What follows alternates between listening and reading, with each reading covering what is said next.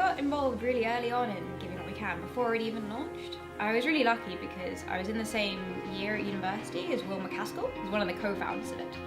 I'd been kind of interested in charity before then, but I hadn't really known which one to get involved in, so I hadn't gotten heavily involved in any of them.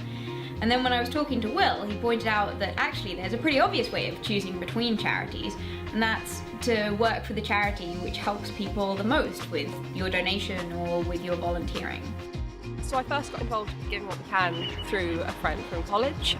He told me that he was going to donate an awful lot of money to charity himself. At this stage I wasn't involved at all, and I thought, what a drastic idea. I've been a member of Giving What We Can for about a year now.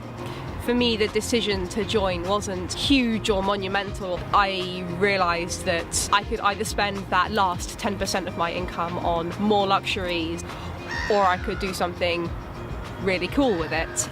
I think I've been involved in Giving What We Can for about 2 years. So I first heard about Giving What We Can at my university. Will MacAskill came to do a talk there, and I just really connected with these ideas of, wow, there's someone out there giving away a big percentage of their income, and they're perfectly happy in doing that. Currently a member of Giving What We Can. I am perfectly happy to live on 90% of my income, and I believe that that 10% that I'm going to give to the most cost-effective charities will be particularly effective in solving some of these problems in the developing world. I got involved with Giving What We Can through my friend Nick. He told me about effective altruism and Giving What We Can, and it seemed just incredibly obvious that I should get involved too. I first found out about Giving What We Can when I met with Toby Ord in early 2009. This was before it had launched. For quite a long time, I'd been really pretty convinced by Peter Singer's arguments about our duties to give to the global poor, and I was really looking around for people who were taking these arguments seriously and putting them into practice. And so when Toby told me he was pledging everything above £20,000, it blew me away. So I first came across Giving What We Can about 2 years ago when my best mate handed me a book called The Life You Can Save by Professor Peter Singer. And in this book, the author basically runs us through this problem of we all have money to spend on things that we don't really need.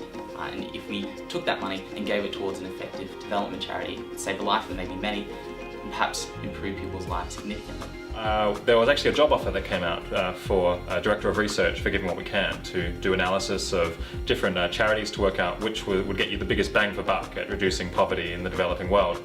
And I thought, this is just the perfect job for me, getting to help some people who are in the worst, most dire poverty in the world, and use my brain while doing it and help to inform donors. I suppose it all started when I actually went to Giving What We Can's first birthday. At the time I was a climate activist, and I thought, hey, these guys all give away money to charity. Maybe I can get some of that money for my causes.